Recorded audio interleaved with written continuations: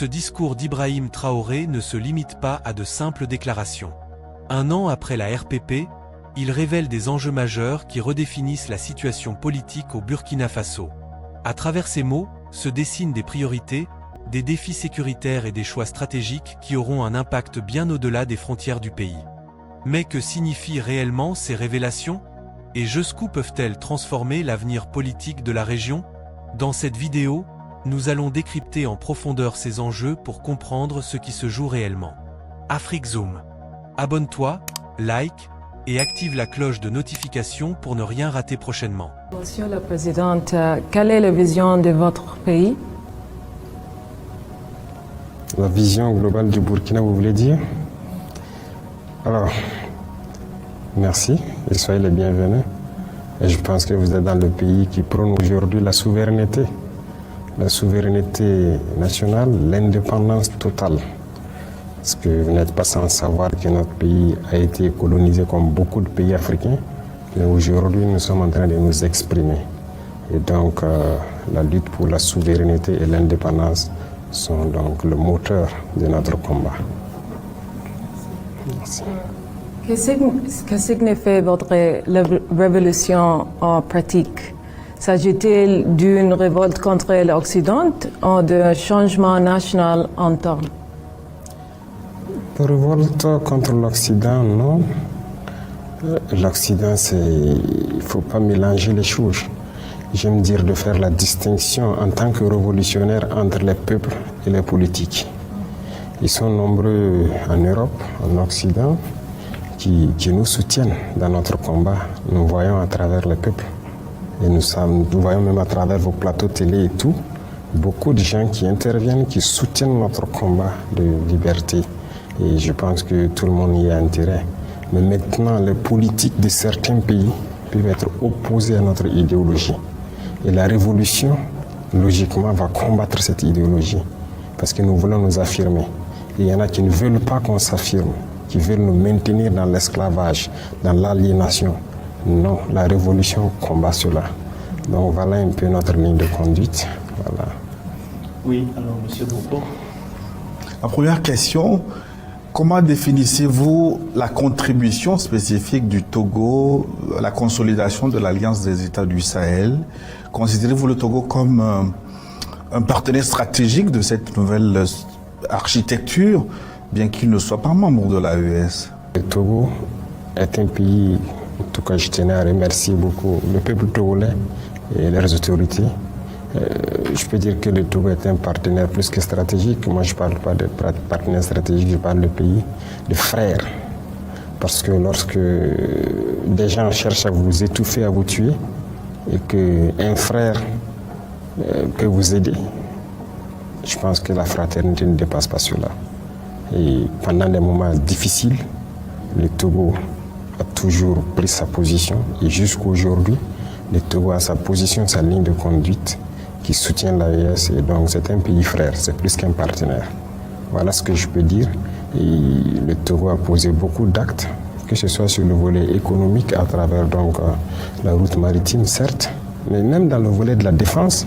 Le Burkina Faso, par exemple, et le Togo, nous avons une coopération très étroite dans la lutte contre le terrorisme et tout.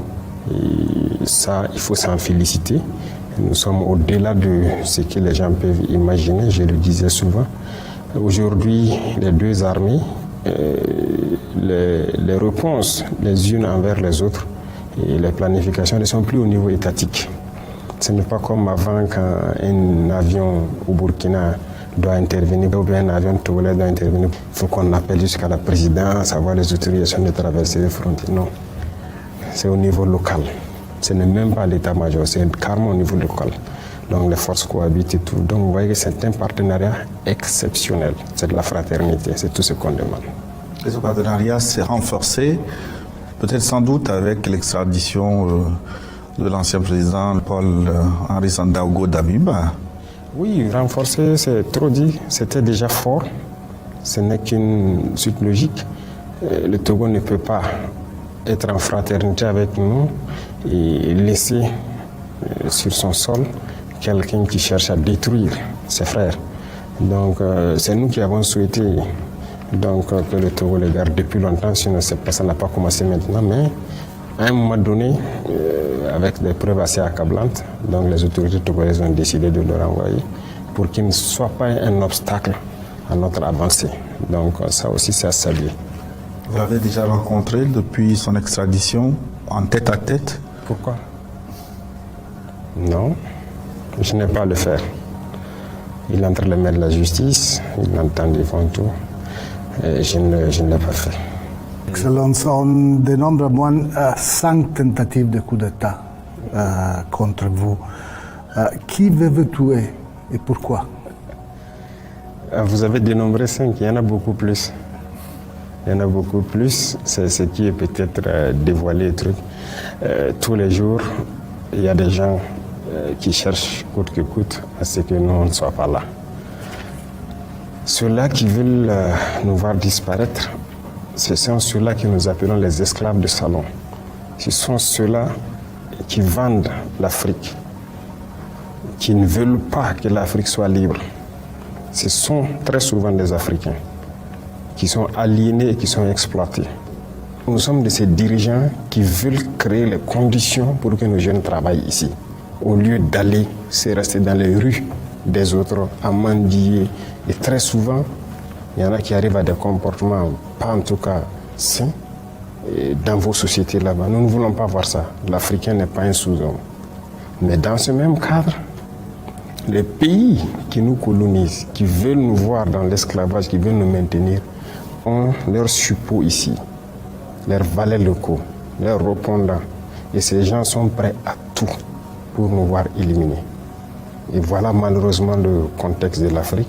Et ces individus, tous les jours que Dieu fait, lorsque nous sommes vivants, ils ne sont pas contents. Et donc c'est un combat permanent et continuel. Qui sont les impérialistes? Les impérialistes, il n'y a pas un visage qu'on peut coller. C'est une mentalité. Ce n'est pas une question de couleur de peau. Je le disais tout de suite. Les peuples européens nous soutiennent beaucoup. Beaucoup de dirigeants européens nous soutiennent même d'ailleurs. J'ai entendu donc notamment un de vos dirigeants qui depuis longtemps a sonné la sonnette d'alarme, qui a dit que le fait que la France exploite l'Afrique avec son franc CFA et tout, crée ces vagues de migration vers les pays européens, notamment vers l'Italie. Elle a parfaitement raison. C'est la situation comme ça. Donc, vous voyez que c'est en Europe, mais tout le monde ne comprend pas la chose de la même façon. Donc l'impérialisme, c'est l'individu qui veut dominer l'autre, qui veut maintenir l'autre dans l'esclavage, qui opprime les autres. Il peut être noir, il peut être blanc, il peut être africain, il peut être européen, il peut être américain, il peut être asiatique, il peut être de toutes les nationalités. Mais tout individu qui a cette envie-là d'opprimer les autres, de maintenir les autres dans la domination, c'est un impérialiste.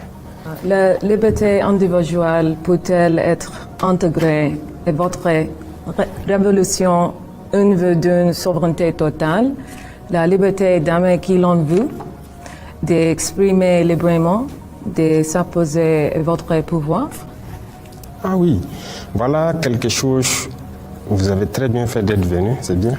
Quelque chose que les médias mainstream, ce qu'on appelle, passent le temps à mentir en Europe, comme si ici, les gens se promenaient avec des haches et des gourdins.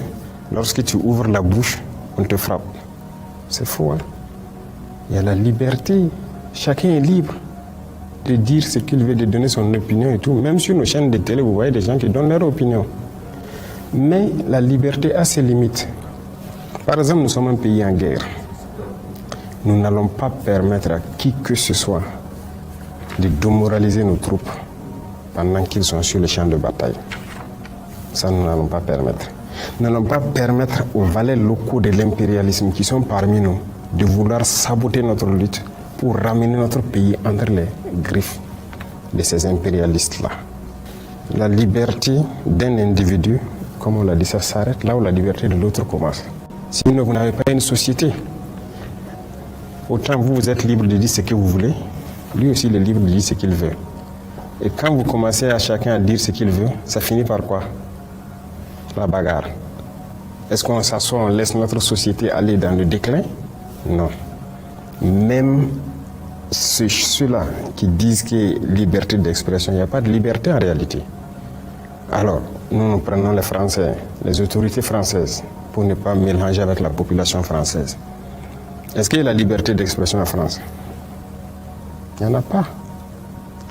Si vous ne vous alignez pas dans l'idéologie des autorités, on vous chasse sur le plateau télé. Il y a des journalistes qu'on chasse, ou bien on a vu Alain Foucault, dernièrement les Claudicia, qui ont été chassés des RFI. Ce sont des journalistes, non? Qui ont vécu des décennies dans la radio. Pourquoi on les cherche? Leur opinion. Donc il n'y a pas de liberté d'expression là-bas même. Regardez aujourd'hui les guerres qui se passent. Est-ce que vous êtes fou en tant que journaliste? Aller faire un certain reportage, ça ne va jamais passer. Quand la guerre Russie-Ukraine a commencé, on a cherché beaucoup de médias russes en France. C'est ça la liberté d'expression? Non. Chaque liberté a ses limites. Quand les paysans, les gilets jaunes et autres sont sortis, on les a bien tabassés. Ils ont voulu exprimer leur opinion pour dire à l'État il faut une certaine politique pour que nous aussi nous puissions vivre. Nous, ici, nous, on prend soin de nos paysans. Non, nos paysans n'ont jamais marché, qu'on les a tabassés. On prend soin d'eux, on fait tout ce qu'on peut pour qu'ils puissent cultiver tranquillement, donner le meilleur d'eux-mêmes. Mais ailleurs, ça ne se fait pas. Mais ce sont ces pays-là qui sont dans des tribunes en train de dire pays de liberté. C'est faux. C'est tous des dictateurs.